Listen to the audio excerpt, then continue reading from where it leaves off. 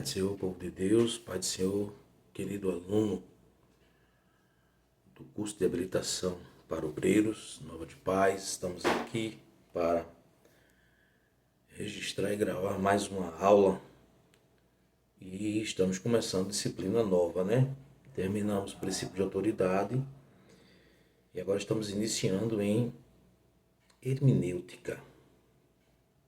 E logo vem a pergunta, o que é hermenêutica?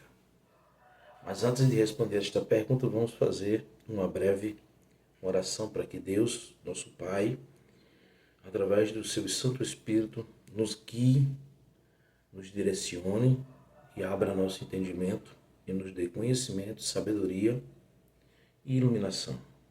Pai, em nome de Jesus, graça te damos por toda a bondade e misericórdia proveniente de Ti e te pedimos que o Senhor abra o nosso intelecto e ilumine nossas faculdades mentais, para que possamos compreender a verdadeira interpretação da Tua palavra, em nome de Jesus. Amém. Meus amados, o que é hermenêutica? Aí, uma explicação breve, a gente poderia dizer, hermenêutica significa interpretar, mas não seria coerente apenas dizer que a hermenêutica significa interpretar. Vai muito além do que isso.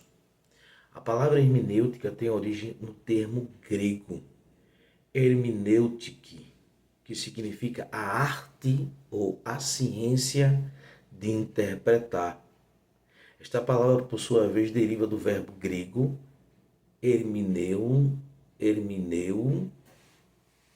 que pode ser traduzido como expressar, explicar, traduzir ou interpretar. Além disso, a hermenêutica está associada ao mito mito de Hermes. Quem era Hermes? Era o deus mensageiro na mitologia grega, conhecido por sua habilidade em transmitir e interpretar mensagem. Em resumo, a hermenêutica, como termo e disciplina, está ligada à ideia de interpretação e compreensão, seja de texto, discurso ou outras formas de expressão. A associação com Hermes reforça a ideia de que a hermenêutica lida com a mediação entre o que é expresso e a compreensão daquilo que é expresso. Ou seja, reforça a ideia de que a hermenêutica lida com a mediação entre o que é expresso e a compreensão e daquilo que é expresso. Bom, vamos adentrar aqui agora um pouco mais sobre essa questão, porque hoje nós precisamos muito dessa ciência, desta arte, pelo simples fato de que estamos interpretando as escrituras de maneira errada. E se nós não tivermos cuidado, a gente vai ser enganado. E você vai descobrir algo extraordinário dentro desse assunto, dessa disciplina. Bom, como eu falei, a grosso modo, de maneira bem simples, hermenêutica significa interpretar. É o termo de origem grega. Hermenêutica na Bíblia é uma compreensão das Escrituras para compreender o sentido da palavra de Deus. A hermenêutica está presente também na filosofia e na área jurídica, cada uma com seu significado. Ou seja, está na sua apostila, que a hermenêutica está ligada também à filosofia e à área jurídica, e mais cada uma com seu significado. A palavra hermenêutica é uma transliteração do termo grego, né? Como eu já tinha dito, hermenêutique. Né? Hermenêutique é derivada do verbo hermeneu, que pode ser traduzido por explicar. Né? Em Lucas 24, 25 ao 28, encontramos a palavra hermeneia, ou seja, explicou como a raiz da palavra sendo hermenêutica. Sendo assim, hermenêutica é a ciência que nos ensina os princípios, as leis e métodos de interpretação. Vamos lá para Lucas, no capítulo de número 24, Lucas 24, e vamos estar aqui observando o versículo 25 ao 28. Vamos lá? Versículo 24, do 25 ao 28. Bom, está aqui. E alguns dos que estavam conosco foram ao sepulcro e acharam-se assim como as mulheres haviam dito, porém não o viram. E ele lhe disse: honesto estar de coração, porque para honestos estar de coração, para crer tudo o que os profetas disseram, porventura não convinha que o Cristo padecesse estas coisas e entrasse na sua glória. Versículo 27. E começando por Moisés e por todos os profetas, explicava-lhe que dele se achava em todas as escrituras. Ou seja, olha aí o termo hermineia, a palavra hermineia, explicou ou explicava-lhes. Ou seja, isso aqui é hermenêutica. Jesus usou a hermenêutica para explicar aos dois viajantes, né? Aos dois nécios, aos dois tardos de coração, né? Tardo de coração, passou a explicar, ou seja, Jesus usou a hermenêutica para introduzir, né, na cabeça desses dois viajantes o que havia de acontecer e o que estava acontecendo, estava tudo escrito nas escrituras, só que como o coração deles, né, estavam com como posso dizer, com o véu, né? Que muitas vezes as coisas não estão patentes aos nossos olhos, vocês não estão nuas aos nossos olhos, e por causa do véu, é preciso tirar o véu para poder entender. E aí Jesus arrancou o véu explicando-lhe, né, de que dele se achava em todas as escrituras. Versículo 28. E chegaram à aldeia para onde ia, e ele fez com que ia para mais longe. E ele o constrangeram, dizendo: fica conosco, porque já é tarde e já declinou o dia. Né? E entrou a ficar com eles. Né? Pronto. No caso, é até o versículo de número 28. Eu vou ler até o versículo 29. Mas o 28 diz assim: e chegaram à aldeia para onde ia, e fez com que ia para mais longe. Mas a importância aqui é de que a gente já já no início a gente vê dentro das escrituras um ponto muito importante, que Jesus usou a hermenêutica para abrir os olhos do entendimento daqueles dois viajantes, e trazê-los de volta para o caminho e fazer com que eles voltassem para Jerusalém. Bom, vamos lá. Hermenêutica como ciência, princípio e a arte, ou seja, tarefa, é o sentido do texto. O sentido do texto. Pensamentos e da linguagem. Classifica os seus fatos, ou seja, a hermenêutica como ciência, no sentido do texto. Aí vem aqui, pensamentos e da linguagem, classifica seus fatos. Como arte, ensina. Com esses princípios deve ser aplicado e comprova a validade deles. Ou seja, como ciência, a hermenêutica enuncia princípios. Vou voltar aqui, viu, gente? Peraí, calma. Eu tomei. Hermenêutica como ciência, princípio e a arte. Aí está entre parênteses, tarefa, o sentido do texto. Aí vem como ciência. A hermenêutica enuncia princípios, investiga as leis do pensamento e da linguagem e classifica seus fatos, como ciência. Como arte, ela ensina com seus princípios, como seus princípios devem ser aplicados e comprova a validade deles. Veja aí que ela tem como ciência e como arte. Como ciência, ela enuncia princípios e investiga as leis. Como arte, ela ensina com esses princípios, como esses princípios devem ser aplicados e comprova a validade deles.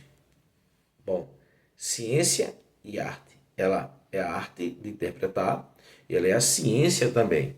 E aqui nós vamos ver como ciência e como arte, né? A finalidade da hermenêutica é revelar o sentido da verdade bíblica. Isto nos leva a perguntar: o que é verdade? No Antigo Testamento, a verdade é emete, no hebraico, né? Que significa ser firme. É a verdade como uma característica de Yahvé, pois as palavras de Yahvé atuam como regras de verdade. Este era o fundamento da sociedade hebraica. No Novo Testamento, a verdade é aletheia, no grego.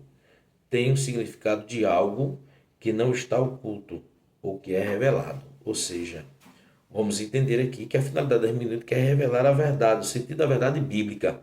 E a verdade no Antigo Testamento é emete no hebraico, né? Que significa ser firme. Já quando a gente chega no Novo Testamento, no grego, é simplesmente a palavra no grego deixa eu ver aqui, no grego sim, aletheia, que significa algo que não está oculto ou que é revelado, ou seja, para o Antigo Testamento emete, ser firme. E para o Novo Testamento, aletheia é desvendar, ou seja, revelado, não está oculto, né? Aletheia e suas dimensões no Novo Testamento, né? Aí vem ética, Romanos 1,18. Validade e constância, Efésios 4,21.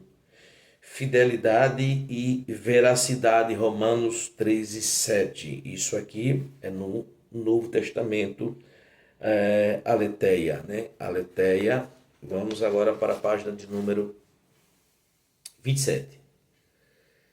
Verdadeira fé, 2 Coríntios 13:8. Bom, hermenêutica bíblica. Hermenêutica na Bíblia é a arte que estuda as Escrituras. O que cada palavra, frase e capítulos significa. Existem muitos textos na Bíblia difíceis de compreensão. Por isso, a hermenêutica faz essencial para as pessoas que não têm muito conhecimento das palavras e dos símbolos, né? E aqui é onde a hermenêutica entra. Aqui é onde a hermenêutica entra. Porque a hermenêutica, ela vai trazer a verdadeira interpretação daquele texto. E devemos entender que existem 3 princípios. E a gente precisa entender esses 3 princípios. Quem é o autor da Bíblia? Qual é o tema central da Bíblia? E quem é o intérprete da Bíblia? Precisamos fazer essas 3 perguntas. É muito importante para que possamos compreender as Escrituras. O autor da Bíblia, né? O autor da Bíblia é Deus. O autor da Bíblia é Deus. Tema central da Bíblia, Jesus. Tudo gira em torno de Jesus. Todas as Escrituras giram em torno de Jesus. Jesus é o tema central da Bíblia. Nós podemos ver já de início em Gênesis. E disse Deus, haja luz. Ou seja, ali nós vamos entender que em João capítulo 1, versículo 1, vai dizer, no princípio era o verbo e o verbo era Deus. O verbo aqui, na transliteração do grego para a nossa língua, a gente vai entender como palavra. Verbo aqui é palavra, ou seja, no princípio era a palavra. E a palavra se fez carne. E quem é essa palavra que se fez carne? Jesus. Jesus já se apresenta aqui. Por isso que nós precisamos da hermenêutica. E em Gênesis tem algo interessante que eu queria compartilhar com você no capítulo de número 3, que vai mostrar a conversa, o diálogo da serpente com a mulher. E é importante que aqui tem hermenêutica dentro deste texto, né? Você vai ouvir aqui que no versículo 1 do capítulo 3, ora, a serpente era a mais astuta que todas as animadas do campo e que o Senhor Deus tinha feito, né? E esta disse à mulher, é assim que Deus disse, não comereis de toda a árvore do jardim. Ela já entra com uma pergunta, né? E assim, falando justamente do que Deus havia falado para ela, porque na hora que Deus falou para Adão, com certeza ela estava presente, que já é hermenêutica, né? Já estava presente, porque ela faz essa pergunta, porque quando Deus deu essa ordenança a Adão, a mulher ainda não tinha sido feita, não tinha sido criada, né? Com todo aquele processo, mas Deus deu o mandamento a Adão e com certeza Adão instruiu a Eva de que não poderia comer. E aí a serpente chega e diz e faz essa pergunta. Observe que ele faz essa pergunta. E disse à mulher, ela vai e responde, tem que responder nada, né? É aquela coisa que ele faz, né? Satanás ele faz, né? Ele diz, se tu és filho de Deus, transforma essas pedras em pães, né? Ou seja, ele colocando dúvida, colocando ponto de interrogação, né? E aí a mulher vai e responde, né? No versículo de número 2: do fruto das árvores do jardim comeremos, mas do fruto da árvore que está no meio do jardim, disse Deus, não comereis dele, nem nele tocareis, para que não morrais. Aí veja o versículo de número 4, que é o ponto chave aqui para nós. Então a serpente disse à mulher, certamente não morrereis. Olha, isso aqui é hermenêutica. Agora, uma hermenêutica maligna, uma hermenêutica que distorce as escrituras. É como ele usou a hermenêutica também para Jesus, em Mateus capítulo 4, né? Ele vai lá e pega o Salmo 91, a parte do versículo do verso do Salmo 91, do verso do Salmo 91, e diz assim, está ordenado aos teus anjos, foi dado aos teus anjos, para que segurem em tuas mãos. Aí vai voltar para cá. Vamos lá para Salmos 91. Vamos para Salmo 91, para você ver que também ele usa a hermenêutica, mas de maneira errada. Por isso que nós temos que ter cuidado. Ele usa a hermenêutica de maneira errada, para distorcendo, né? Distorcendo, porque tem a hermenêutica usada para o lado bom e tem a hermenêutica usada, né? Vamos ver aqui se é o verso número 8. Não, não é o verso número 8, né? Deixa eu ver, Salmo 91 é o verso de número 11. Ele usou isso aqui em Mateus 4, né? E ele te sustentarão nas tuas mãos para que não tropeces com teus pés em pedras. Aí quando a gente chega em Mateus capítulo de número 4, na tentação de Jesus, nós vamos ver que a serpente, ele usou de hermenêutica, mas distorcida, né? Distorcida. Mateus capítulo 4, versículo de número, deixa eu ver aqui, versículo número 5. Então o diabo transportou a cidade santa e colocou sobre o pináculo do templo. E disse-lhe, se tu és o filho de Deus, lança daqui para baixo, porque está escrito, aos seus anjos dará ordem ao teu respeito, e tomar-te-ão as tuas mãos para que nunca tropece em alguma pedra. Ou seja, observe que ele usa de maneira sorrateira as escrituras, e na interpretação que ele dá, na ciência que ele dá, está totalmente distorcido. Está totalmente errado. Por quê? Aí Jesus vai lá e usa também as escrituras. E disse de Jesus, versículo 7, também está escrito, não atentarás ao Senhor teu Deus. Ou seja, é muito importante destacar isso aqui, porque na maioria das vezes Satanás ele vai tentar usar as escrituras de maneira distorcida, dando uma interpretação totalmente distorcida, usando a hermenêutica, dando uma interpretação totalmente distorcida, como ele fez com Eva no capítulo de número 3. Vamos voltar para Gênesis, capítulo número 3, né? O versículo de número, deixa eu ver aqui, versículo de número 4, ainda é versículo número 4, né? Certamente não morrereis. Versículo 5 agora, porque Deus sabe que no dia em que dele comerdes, se abrirão os vossos olhos e serei como Deus, sabendo o bem e o mal. Olha, observe que Deus não disse nada disso, né? E aí esse é o perigo de interpretar as escrituras. Nem todo mundo tem, né? E assim como eu disse, Deus é o autor da Bíblia, Jesus é o tema central e o Espírito Santo é o intérprete. Ou seja, não adianta ter só hermenêutica, né? Tem que ter o Espírito Santo, porque ele é o intérprete das Escrituras, é ele quem dá a verdadeira interpretação, tá bom? Vamos mais aqui adiante para a gente não se perder aqui, né, e ficar preso. Bom, hermenêutica é a Bíblia de estudar as Escrituras, que cada palavra, frase, capítulo significa. Existem muitos textos na Bíblia difíceis. Pronto, isso aqui a gente já leu, né?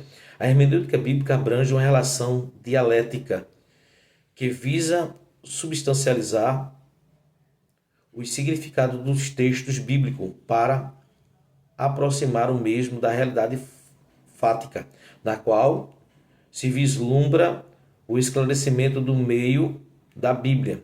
Em verdade, a hermenêutica bíblica não deve se afastar do texto bíblico, bem como não se abster da problemática inicial do hermeneuta.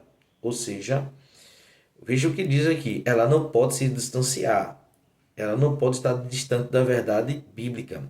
Ela é para esclarecimento por meio da Bíblia. Em verdade, né? A hermenêutica bíblica não se deve afastar do texto bíblico, como eu acabei de dizer. Só que quando pessoas usadas por Satanás, eles vão usar textos isolados, porque se você observar textos isolados, vou só dar um exemplo aqui, depois a gente volta para cá, né? Textos isolados. Você pega Isaías 58, vamos lá para Isaías 58. Veja que coisa, textos isolados. E a gente tem que ter cuidado com isso. Sabe por quê? Isaías 58. Deixa eu ver se é isso aqui mesmo. Isaías 58. Não é Isaías 58. Deixa eu ver aqui. Eu sei que está em Isaías. Deixa eu ver aqui. É o versículo 1.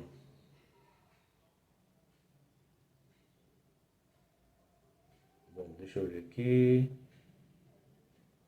É o 59. Está bem perto do 58. 59. Eis que a mão do Senhor não está encolhida para que não possa salvar, nem os seus ouvidos agravados para que não possa ouvir. Esse aqui é o capítulo de Isaías 59, versículo 1. Observe aqui. Coisa linda, né? Eis que a mão do Senhor não está encolhida para que não possa salvar, nem os seus ouvidos agravados para que não possa ouvir. Ponto. Ótimo. Mas não terminou a frase. Não terminou a frase. Ou seja, se você ler só isso aqui, tá ótimo. Mas não termina aí. Dá continuidade, ponto, mas dá continuidade no versículo número 2. Mas as vossas iniquidades fazem divisão entre vós e vosso Deus. E os vossos pecados encobrem o seu rosto de vós, para que não vos ouça. Observe que não terminou ainda. Aí segue no versículo 3. Porque as vossas mãos estão contaminadas de sangue, os vossos dedos de iniquidade e os vossos lábios falam falsamente, e a vossa língua pronuncia perversidade. E aí continua.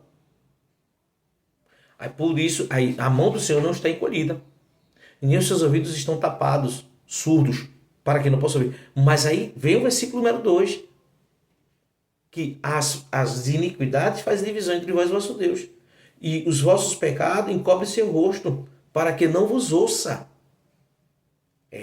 Não adianta, porque tem pessoas que pegam só apenas o verso de número 1 e pã, e entrega. Outra coisa importante que eu quero destacar, porque isso aqui está falando de hermenêutica.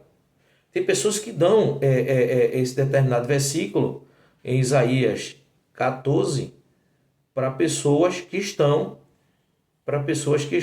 fazendo aniversário. E isso é um erro muito grande, porque veja o que diz o 14 e o 27 de Isaías. Veja o que diz o 14 e 27.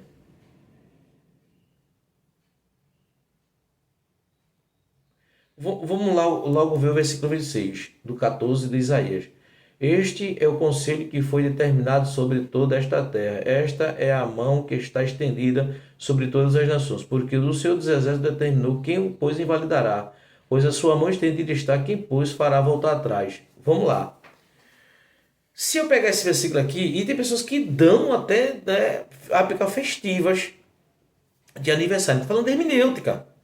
Está falando de hermenêutica. Só que você tem que ler todo o texto. Lê o versículo 24, de quem está falando. Porque o versículo 24, ele começa falando de quem? Contra os assírios. os assírios.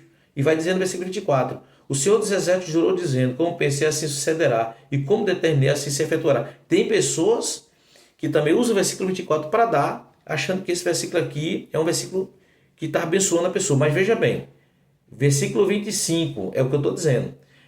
Quebrantarei a Assíria na minha terra, nas minhas montanhas a pisarei, para que o seu jugo se aparte dele, e a sua carga se desvie dos seus ombros. Este é o meu conselho que foi determinado sobre toda esta terra. Esta é a mão que está estendida sobre todas as nações, porque o Senhor dos Exércitos o determinou. Quem, pois, invalidará? A sua mão estendida está. Quem, pois, fará voltar atrás? Isso é uma profecia contra os assírios. Deus dizendo que vai quebrar os assírios, que Deus vai quebrar a Assíria, né? Vai quebrar, vai destruir, vai levar para as montanhas, vai pisar nas montanhas, para que o seu jugo se aparte dele e a carga se desvie de seus ombros. Este é o conselho que foi determinado sobre toda a terra. Esta é a mão que está estendida sobre todas as. A mão de Deus aqui, lá em Isaías 59, está estendida para salvar. Os seus ouvidos estão prontos para ouvir, só que os pecados fazem separação. Não termina o versículo aí. E aí explica. Só que aqui nós vamos entender que esse versículo aqui, quando a gente pega ele isolado, acha que é um versículo de bênção. Não, mas não é. É uma pronúncia de julgamento e de juízo e de maldição. Deus está dizendo que vai quebrar, Deus está dizendo que vai pisar. E aí a gente usa, o Senhor dos Exércitos jurou dizendo, como pensei assim sucederá, como determinei assim se efetuará. Sim o quê? Aí pega o versículo 26, ou melhor, o 27, porque o Senhor dos Exércitos determinou, quem pois invalidará? A sua mão estendida está, quem pois fará outra? A gente tem que entender que a mão de Deus não é apenas estendida para salvar. Muitas vezes Deus estende suas mãos para ferir. Você vai ver que quando, não lembro bem, não recordo, mas é Elimais, né? Elimais, que Paulo está pregando para o procônsul Sérgio Paulo, né? A gente vai ver que o Elimais ele começou a interromper ali, a prejudicar a mensagem, a interferir na mensagem, e Paulo se incomodou com aquilo ali. E Paulo vai dizer assim: eis a mão do Senhor contra ti, ficarás cego, ficarás na escuridão, filho do diabo. Ou seja, a mão de Deus não só está estendida para salvar, para curar. Muitas vezes a mão de Deus se estende, como diz em Deuteronômio 32, 39, né? Eu filho, eu saro, eu mato e dou a vida. Você vai ver aqui, Deuteronômio 32, 39. Vamos lá, para você ver que a gente tem que entender 32, 39. Que a gente tem que entender. Cadê aqui? Pronto. Vede agora, eu, o Senhor, e mais nenhum Deus comigo. Vede agora que eu sou, e mais nenhum Deus comigo. Eu mato e faço viver. Eu firo e saro. E ninguém há que escape das minhas mãos. Aí você, evangelista, está lendo apenas o versículo isolado. Pronto. Aí vai ler o restante. Aí quando você vai para o versículo 40, ele vai dizer assim: porque levantarei a minha mão aos céus e direi, eu vivo para sempre. E se eu afiar a minha espada, aqui sim, Deus está dizendo para o povo rebelde. Entendeu? Está dizendo, né? Aí tem pessoas dizendo, Deus não mata. Sim, o único que tem direito de tirar a vida é Deus. Como é que Deus não mata? Aí eu pergunto, quem foi que matou os rebeldes, os que se rebelaram contra Moisés? Abirão, Datã e Coré. Que próprio Moisés disse, orou a Deus e disse, Senhor, eu quero que o Senhor faça alguma coisa. Eu quero que o Senhor... Foi a única vez que Moisés ele pede para Deus matar. E aí muitas vezes as pessoas não pode orar assim, mas Moisés orou assim. E agora? Moisés orou assim, Senhor, eu quero que o Senhor mate eles, agora eu não quero que o Senhor mate como o Senhor mata qualquer outro homem. Depois a gente vai ver isso aqui, no livro de Números, quando ele se lembra. Eu quero que o Senhor faça um negócio diferente, eu quero que o Senhor mate eles diferente. Exemplo, tipo assim, Senhor, que o Senhor abra a terra e que a terra engula eles vivos. E agora? Foi Moisés conversando com Deus, Moisés orando. E agora? Como é que a gente vai fazer isso aqui? Hein? Como é que a gente vai resolver essa problemática? Tá entendendo? E assim, vai começando devagarzinho, mas depois vai esquentando, porque é tipo umas turbinas que Jesus vai aquecendo. Bom, o principal objetivo da hermenêutica bíblica é o de descobrir a interpretação original. E isso a gente só consegue através do Espírito Santo, né? Original do autor bíblico. No caso dos textos na Bíblia, o leitor, né? No caso dos textos da Bíblia, o leitor. ao menos racionalmente, não tem acesso direto ao autor original. Por isso, é necessário aplicar princípios da hermenêutica à ciência da interpretação, né? E ao texto bíblico. Além do fato de separação pessoal entre o leitor atual e o autor original, há outras barreiras para a compreensão. Os últimos e os mais recentes livros da Bíblia foram escritos há cerca de 2000 anos atrás, além da distância de tempo, né? Me parece, depois eu vou trazer mais esse dado aqui importante, levou-se 1.600 anos, né, para a Bíblia toda ser escrita, 1.600 anos, e mais de, acredito que 40 autores, 40 escritores, né, que Deus utilizou. Eu vou depois passar esse dado aqui para você. E o que é que acontece? Você tem que entender quem foi que escreveu, o tempo em que foi escrito, para quem foi escrito, tá certo? Quem escreveu. Se você pega as cartas de Paulo, você vê que Romanos é uma carta muito difícil de se entender. Aí você já entende o autor dessa carta aqui, o escritor dessa carta, Paulo. Aí quando chega no final, Paulo não assina, né? Aí eu, Técio, vos escrevi. Como é que eu chego? E quem foi que escreveu essa carta finalmente? Foi Paulo ou foi esse tal de Técio que escreveu, né? E aí você tem que estudar um pouco mais para você entender, né, quem é o autor, ou seja, o autor é Deus, né? Mas quem é o escritor, quem está escrevendo, né? Foi inspirado pelo Espírito Santo, como diz Paulo a Timóteo, e a gente tem que entender isso aqui. Vamos mais à frente, né? Há ainda diferenças culturais e de costumes que separam os leitores atuais dos autores originais da Bíblia. Alguns exemplos são o sistema de sacerdote e sacrifício da lei de Moisés no Antigo Testamento, o uso do véu por mulheres no Novo Testamento. Ou seja, essa questão aí é muito forte, a gente não vai entrar nesse ponto, que esse ponto do véu é um debate muito grande. A mulher deveria usar véu na igreja, enfim. É uma igreja congregacional que usa, né? Bom, são costumes, e dá-se a entender que na igreja de Corinto a mulher não deveria orar com a cabeça descoberta porque era desonroso. Alguns acreditam que essa questão do cabelo, da cabeça coberta seria o cabelo da mulher que é grande. Já outros acham que orar de cabeça descoberta seria sem o véu, e que a mulher, quando fosse dobrar o joelho para orar, teria que usar um véu sobre a cabeça. E o homem não. O homem deveria orar, e a gente vai falar isso depois, né? Num debate. Sexta-feira nós teremos aula online, né?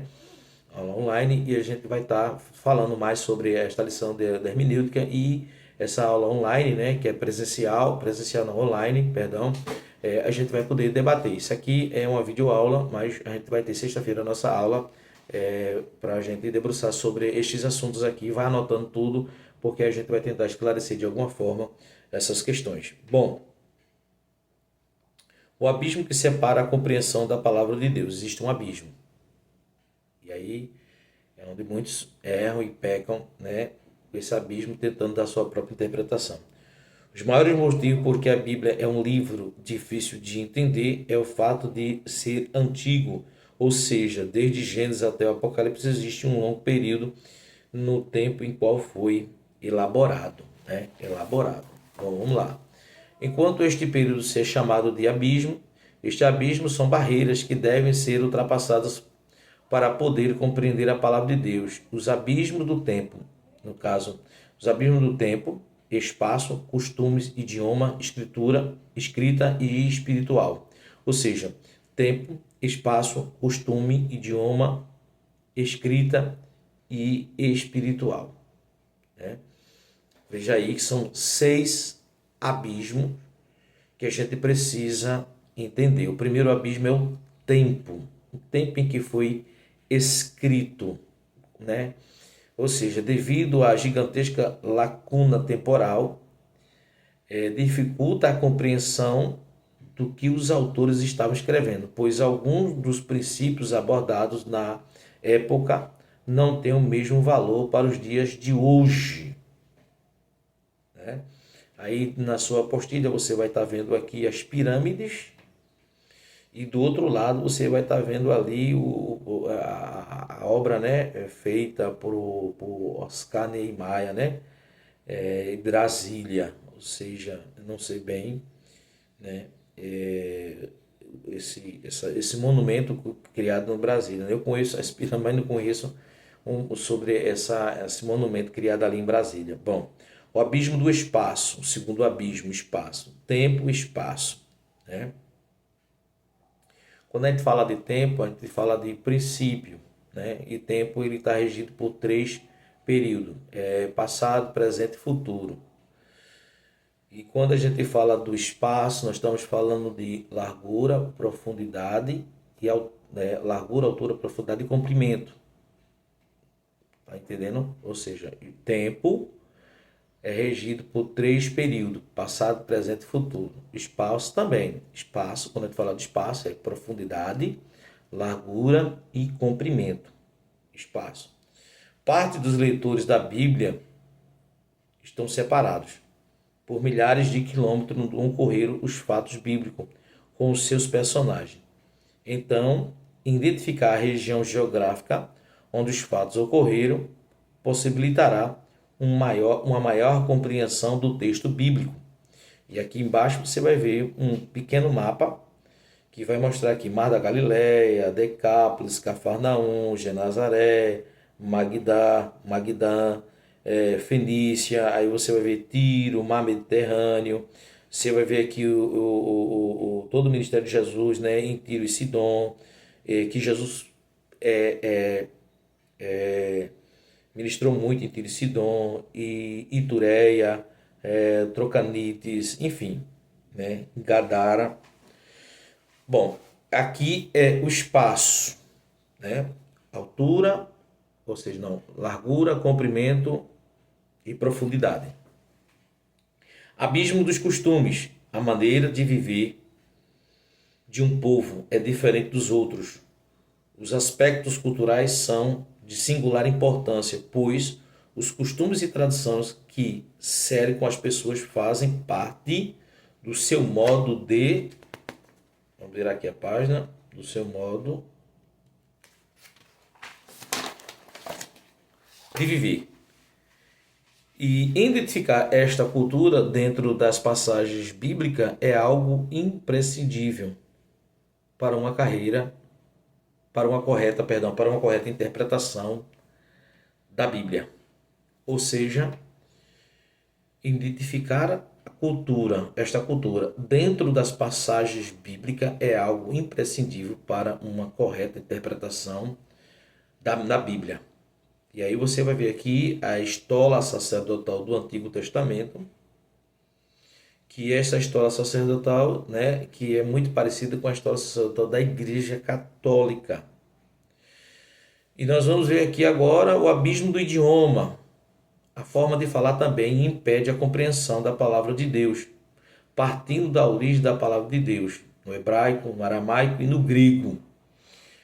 A Bíblia foi escrita, né, o original no hebraico, parte dela no aramaico, algumas partes nós vamos ver no livro de Esdras, no livro de Neemias e até de Esther, porque eu fui ali, né, enfim, e que são línguas que representam a nação pelo qual é o meio de transmissão dos conhecimentos e dos valores, crença e outros pontos.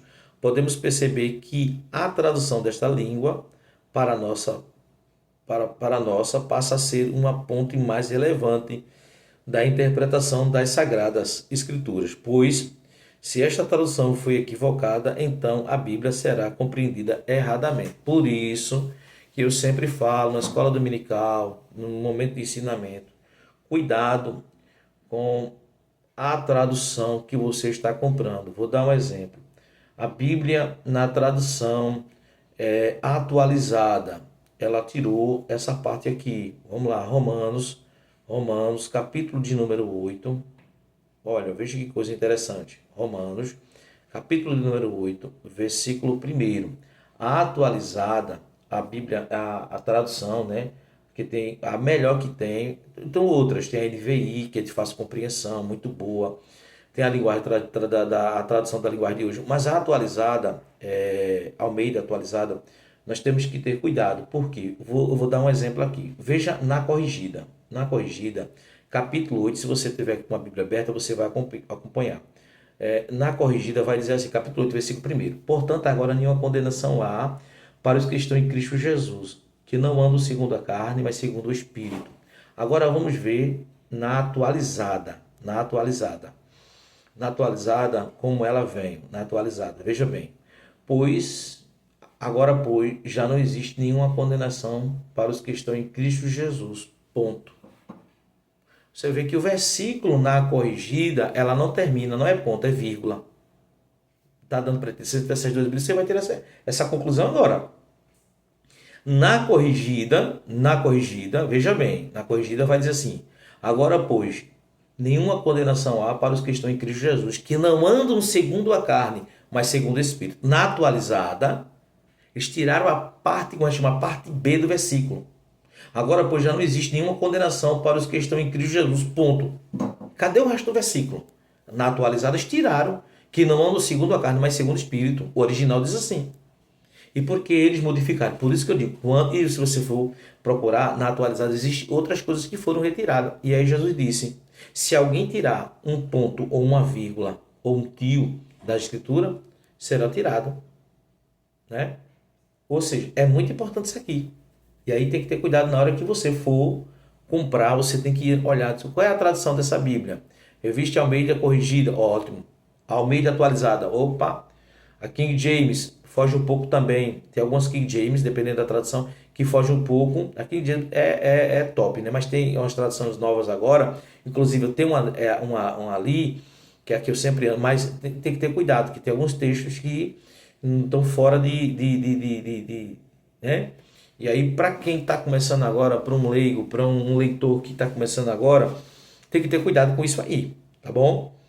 E aí, essa questão da escrita, né? O abismo da escrita não é muito diferente do abismo do idioma.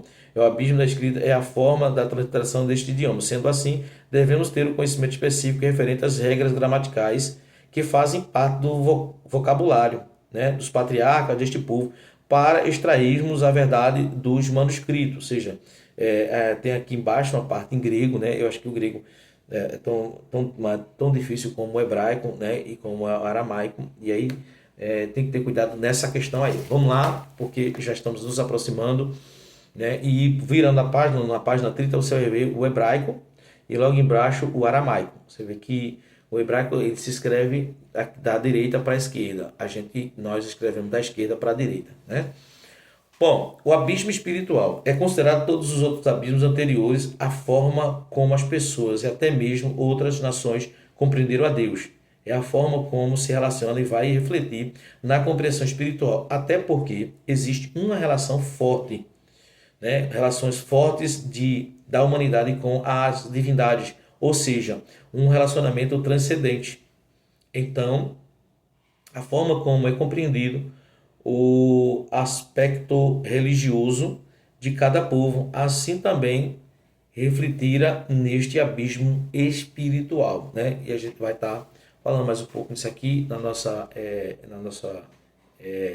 aula online, né? Pelo Google Maps, e a gente vai estar debatendo sobre isso aqui. Aí vamos ver aqui, do lado esquerdo você vai ver a lei de Moisés, do outro lado vai ver a Bíblia Sagrada que a gente usa, né? Quarto, consideração sobre a interpretação da Bíblia.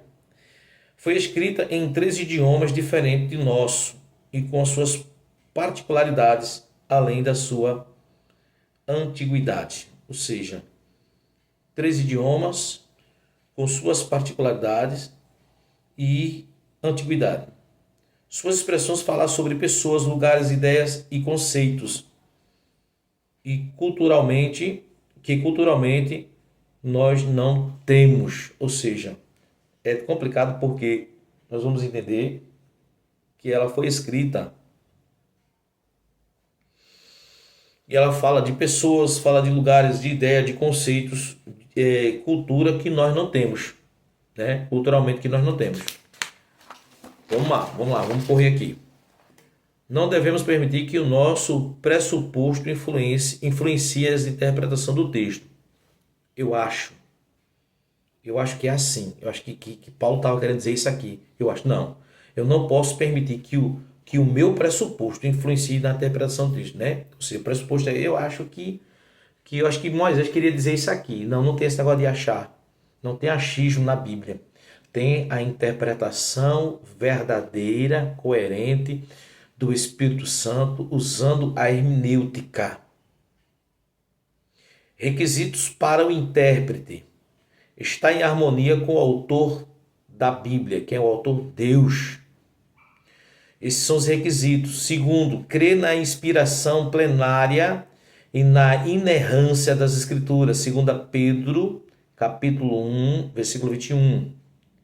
Terceiro, se entender como profeta, aquele que fala por Deus ao homem, ou mais especificamente, aquele que traz a palavra de Deus ao homem. Êxodo 7:1, Deuteronômio 18:18, Isaías 8:11.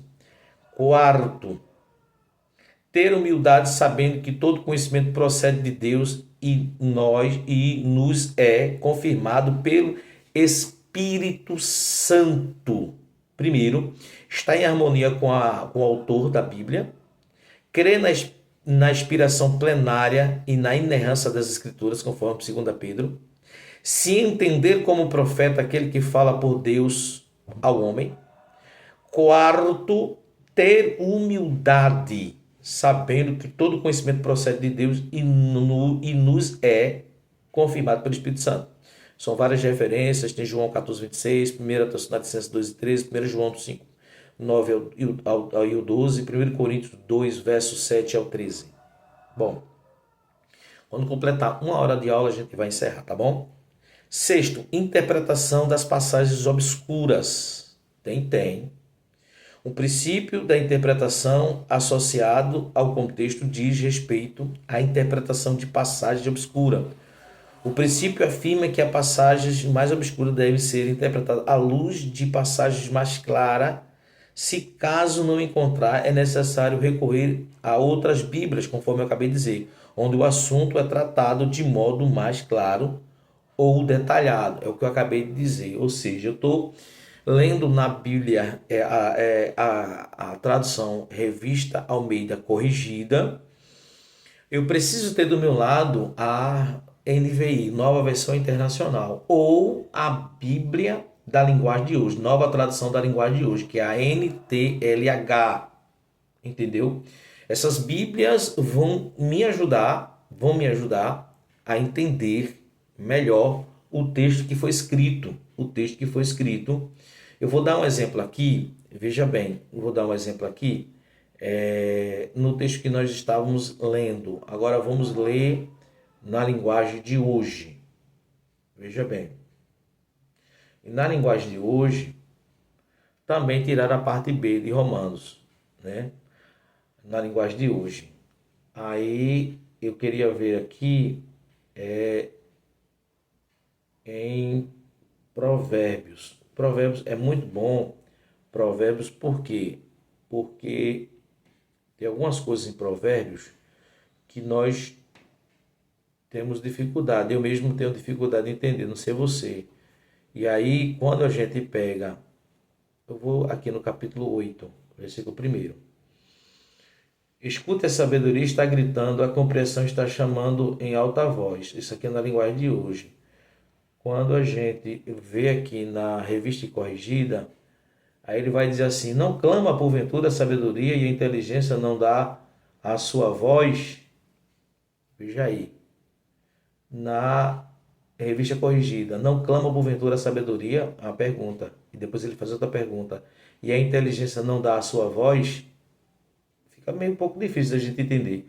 Quando a gente pega na linguagem de hoje, a gente vai entender: escutem.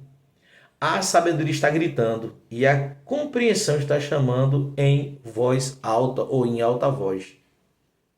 Veja aí que mudou totalmente. Por isso que eu estou dizendo, você precisa, né, ter sempre em mãos. Aí vamos ver na NVI, né? Na NVI.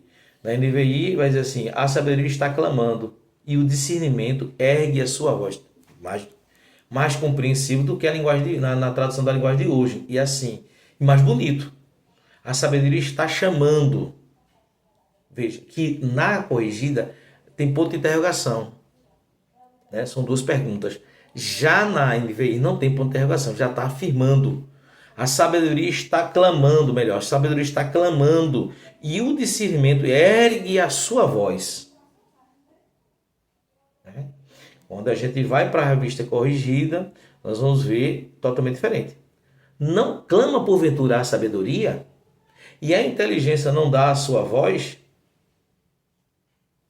Tá vendo aí? Por isso que eu estou dizendo, você precisa ter, né? Quando você lê alguma coisa e não entende, pegue outra tradução. Linguagem de hoje, nova tradução da linguagem de hoje, ou NVI, nova versão internacional. Interpretação da linguagem figurada. A linguagem figurada da escritura é muito variada. É importante estudá-la para interpretar as figuras corretamente. O povo antigo usa a analogia comparando coisas espirituais com as coisas materiais, explicando fatos espirituais por símbolos materiais. Exemplo, o livro de Cantares de Salomão, Deus, na sua sabedoria, querendo expressar o puro amor conjugal, conforme ordenado por ele na criação, vindica este amor contra o asceticismo e a luxúria numa tripla interpretação. Vejamos, né? Ou seja, o livro de Cantares de Salomão fala de Salomão com a sunamita, né? A sulamita, né? Sunamita é quem nasce em Sunem, né? Aquela mulher que foi a Eliseu é a sunamita e a de Cantares é a sulamita, né? Sunamita não quer dizer nome, quer dizer aqui a nacionalidade daquela pessoa. Aquela mulher que vai a Eliseu, o filho morre, e ela que fez o quartinho, toca aquela coisa toda, ela era de Sunem, ela não é o nome dela, é a nacionalidade dela, de onde ela nasceu, né? E aqui nós vamos ver que Cantares, Salomão está escrevendo para aquela mulher e uma carta de amor que aponta para Cristo. Salomão é Cristo e aquela mulher aponta para a igreja, né? A igreja, porque aquela mulher não era hebreia, aquela mulher não fazia parte do povo de Deus, ela era gentílica, assim como a igreja aponta. É igual o casamento de Boaz, são símbolos, né? São símbolos, são linguagem de figura. Ou seja, assim como Boaz e Ruth. Ruth é um tipo de igreja no Antigo Testamento, porque ela é gentílica, ela vem da terra de Moabe, né? De Moabita. Ou seja, ela é uma Moabita. E Boaz é o parente divino, né? É o parente mais próximo. O parente remidor, ele remiu, remir é libertar. Ele libertou a Ruth do seu opróbrio, ou seja, da sua vergonha, né? Ou seja, primeiro ponto, uma viva revelação do amor de Salomão pela jovem sulamita. Segundo, uma revelação figurativa do amor de Deus pelo povo de sua aliança, Israel, esposa do Senhor. Né? Terceiro, uma alegoria do amor de Cristo por sua esposa celestial, a igreja. Ou seja, tanto fala de Deus, o amor de Deus para com Israel, né? Porque Deus se apresenta no livro de Jeremias como marido e coloca Israel como esposa. E o próprio Deus vai dizer assim, eu fui traído. Ou seja, Israel se tornou leviana, né? Israel se tornou leviana e me deixou, me abandonou após outros deuses, né? Porventura uma mulher, quando abandona o marido, se contamina com outros homens, aceitaria de volta? Eu depois vou pegar esse texto, é muito forte esse texto de Jeremias. Aceitaria de maneira nenhuma, de maneira que se ele aceitasse, se contaminaria. Ou seja, é muito importante destacar isso aqui, tá certo? Estamos chegando ao final, falta só apenas 7 minutos. Eu quero abordar aqui apenas o estudo das figuras de linguagem, né? Quando ocorre? Ocorre quando uma palavra ou expressão é usada em sentido diferente daquele que lhe é próprio, baseia-se em certas semelhanças ou em relações definidas, porque se utilizam figuras de linguagem. Primeiro, acrescenta cor e vida. Exemplo, o Senhor é minha rocha, né? Isso não quer dizer que Deus é uma rocha, não. Está falando da sustentabilidade, ou seja, da firmeza. Você vê que ninguém consegue com a rocha, um picareta ali, e Jesus dá também essa essa figura de linguagem também para a igreja, né? Quando ele diz assim, tu és Pedro e sobre esta pedra Ele não está falando Pedro, né? Pedro, a palavra Pedro é Pietro, pedra pequena. Ele está dizendo pedra, rocha. Sobre esta rocha edificaria a minha igreja, cujas portas do inferno não prevalecerão. Quando ele fala de Pedro, ele está falando dele mesmo, né? E aqui, o Salmo 18, verso 2, está falando da própria rocha que é Cristo, que é aquela rocha que seguia no deserto. Cristo vai, na figura de linguagem, vai ser representado por esta rocha em quase toda parte da Bíblia, né? Ou seja, segundo, clama, chama a atenção, né? Chama a atenção, né? Terceiro, aí vem, exemplo, linguagem. Vou voltar aqui, porque eu estou falando muito rápido e aí talvez você não esteja entendendo. Vamos lá. Por que utilizar a figura de linguagem, né? Ou seja, ela utiliza a Bíblia, sim. Aí, primeiro, acrescenta cor e vida, né? Exemplo, o Senhor é minha rocha. Aí, segundo, chama a atenção. Exemplo, linguagem, a língua de fogo, né? Chama a atenção, língua de fogo. Tiago 13,6, né? Ou seja, a língua é fogo, perdão, a língua é fogo.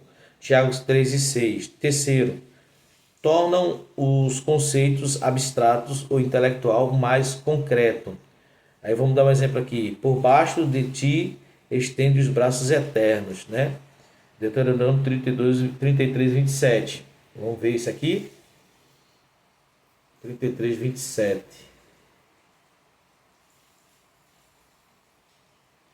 O Deus eterno te seja por habitação e por baixo de ti esteja os braços eternos, e ele lance o inimigo diante de ti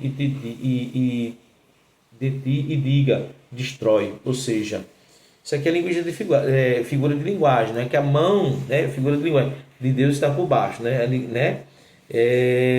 Quarto, ficam mais bem registrados na memória. Sois semelhante aos sepulcros caiados. Isso aqui é Jesus falando para os fariseus, né? Para os religiosos da época. Quinto, sintetizam uma ideia. O Senhor é meu pastor. Uma ideia, o Senhor é meu pastor. Ou seja, ele é aquele que me guia, né? Sexto, estimulam a reflexão. Exemplo, quanto a mim, porém, sou como a oliveira verdejante na casa de Deus. Salmo 52, verso de número 8. Metáfora é uma figura de linguagem em que um objeto é assemelhado a outro, afirmando ser outro e falando de si mesmo como se fosse outro. Exemplo que a gente vai dar aqui é Salmos 18, verso 2. Salmos 18, verso 2. Vamos ler para a gente entender. Estamos chegando ao final desta aula, para a glória de Deus. E eu encerro aqui na página número 32. Salmos 18, verso de número 2, né? Deixa eu ver. 18, verso número 2. Cadê, meu Deus? Que o Senhor é o meu rochedo, o meu lugar forte, o meu libertador, o meu Deus, a minha fortaleza, em que confio, o meu escudo, a força da minha salvação, o meu refúgio, né? Veja que quanta metáfora aqui, no Salmos 18, verso 2, o salmista fala, né? Ele é meu rochedo, meu lugar forte, meu libertador, fortaleza, confiança, escudo, salvação e refúgio. Veja aí que metáfora tremenda, né? Existem dois tipos de metáforas na Bíblia: antropopatismo e antropomorfismo. Isso aqui é muito importante e na próxima aula a gente vai falar um pouco mais sobre isso aqui. O que é antropopatismo e o que é antropomorfismo. Antropopatismo atribui-se a Deus emoções, paixões e desejos humanos. Gênesis 6:6, Deuteronômio 13:17 e Efésios 4:30. E antropomorfismo atribui-se a Deus membros corporais e atividades físicas. Exemplo, né? Nós vamos ver vários exemplos e a gente vai terminar aqui. Antropomorfismo, linguagem que descreve Deus como tendo partes humanas, né? Antropos, homem, morfis, forma. Amém? Meus amados, eu quero Agradecer a você que faz parte do curso de habilitação de obreiro e que está conosco. Que a mão do Eterno permaneça sobre a tua vida, né? Quando eu digo a mão do Eterno, eu estou usando antropomorfismo, né? Que diz que Deus tem mão, mas a gente vai estudar mais sobre isso aqui.